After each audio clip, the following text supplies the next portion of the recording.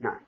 حفظكم الله فضيلة الشيخ. هذه السائلة أم خالد لها مجموعة من الأسئلة، تقول: ما حكم الميش وهو صبغ الشعر المرأة، وهل يمنع وصول الماء أم لا مأجورين؟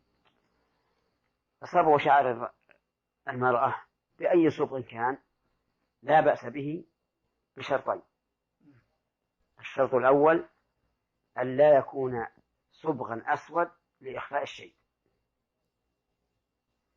والثاني أن لا يكون من الأصباغ الخاصة بنساء الكفار. وأما هل يمنع وصول الماء أو لا، فإن كان له قشرة